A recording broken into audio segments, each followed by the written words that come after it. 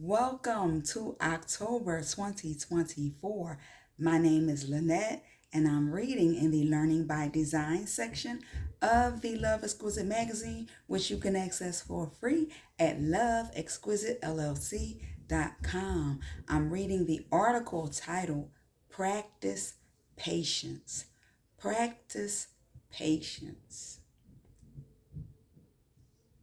Practicing patience requires emotional intelligence, being aware of your emotions, feelings, understanding them, and learning how to control your emotions. It takes consistent practice because as life events happen, there will be things that occur that can test your patience. For most people who are impatient, I'm guilty of that at times. It usually has to do with the need to know the when, the how, the why, or the what of something, and usually has to do with a resistance to losing control, as well as a lack of trusting that things usually work out in the end. Practicing patience requires mental maturity and knowing that there are some things beyond your ability to control or to predict. It also requires you to know and accept that everyone is different and we don't always think and do things the same way.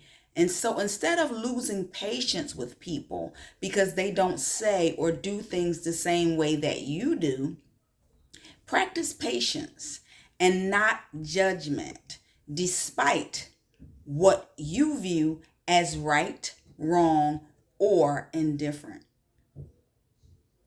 Patience is something that develops over time through mental maturity and consistent practice. In regard to waiting for something to happen, patience requires a period of time and being comfortable during that time frame of waiting. When dealing with people who test your patience, because you cannot control others, ask yourself, why am I allowing someone else to control my emotions and or my mental state of mind? What can I do to practice patience without being reactive to the situation? When practicing patience, my motto is to follow what I refer to as the three P's: pause, process, proceed. For those of you who attended my workshop on conflict resolution, you learned all about the three P's: pause, process, and proceed. So, pause is to take a deep breath and reflect on the present moment and how to respond to it positively. Respond to the problem, not the person. Because oftentimes, if we respond to the person, if we don't already like them or we have some type of ill will towards them, we don't handle the situation in the most appropriate way. So, respond to the problem at hand, not the person. So when you pause, you can prevent yourself from being reactive or overreacting to the situation. Process is when you think about the root cause of the problem. What is really going on and what is the core? How do we get to the core of what is really going on? What is the root cause of the problem? Ask questions for clarity to make sure that you understand the situation. Ask questions like, just to make sure that we're clear, what exactly do you mean by what you said or what you did? How would you like me to respond to this situation?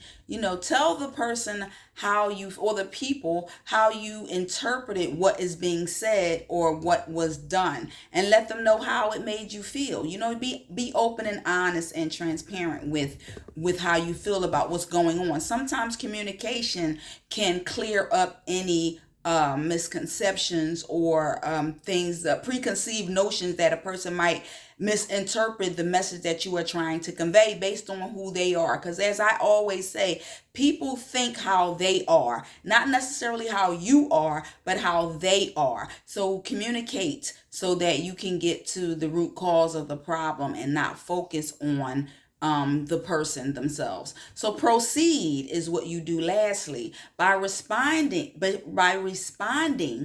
I should say, out of a place of love and compassion with a resolution focused mindset.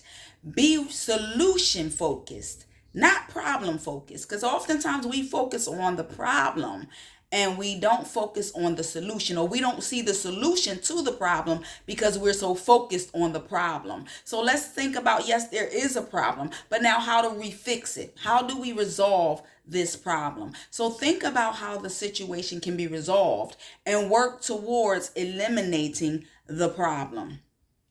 Practicing the 3 Ps is not always easy. So I'm not saying that I don't lose my patience at times, because I do. I did say that's something that I do wrestle with at times, especially when you're right in the middle of a situation. It's hard to then snap your finger and say, okay, I'm going to practice patience. It's something that you have to practice over time so that when situations arise, you'll know how to handle them. You'll know how to handle them appropriately.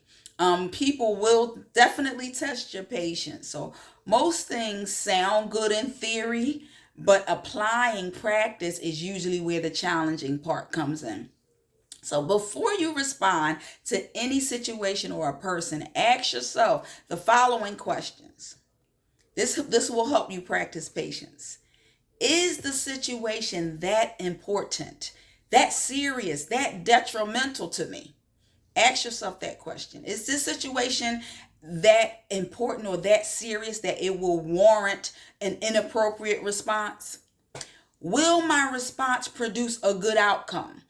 If I respond to this negatively, will I get the outcome that I want to achieve? That's basically what I'm saying. And how should I approach the person or the people or situation in a manner that will help the person or people be more receptive to resolving the conflict? So if you are meeting anger with anger, those people are not going to want to resolve the conflict. If you're meeting defensiveness with defensiveness, those people are not going to want to resolve the conflict. So you have to approach it in a way where the person will be more receptive to working with you towards a resolve.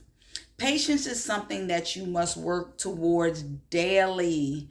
Things that might help you practice patience is recognizing your triggers and trying to avoid them. If you know what your triggers are, if you know the people that trigger you, avoid those people, avoid those situations as much as you can. Focus on what you can control and let go of what you cannot. Walk away when you can. When you can walk away, walk away. It's one of the best things that you will get peace of mind from. Walk away. So think with your purpose in mind. What am I trying to do here? What is the goal? Always think with the purpose in mind. So when you are impatient, ask yourself, what is the point that I am trying to get across? Or what message am I trying to convey? And for what purpose? What is the outcome that I am trying to produce from the situation? Also ask yourself, why does what someone else do or say upset or frustrate me that much? Don't give them that much power and control. We talked about in the last magazine when we talked about forgiveness. Don't give that person or those people that much power over you to let them destroy your peace of mind. So ask yourself, why does what they do or say upset you? Why? Get to the core of that and work within yourself on being better at handling that. Practice the 3 Ps. Pause, process, proceed. Remember that, to avoid being reactive, because oftentimes we don't think before we respond, and then we may say things that we don't mean or that are hurtful. So just mind your behavior, mind your manners when it comes to practicing patience. It's something that we all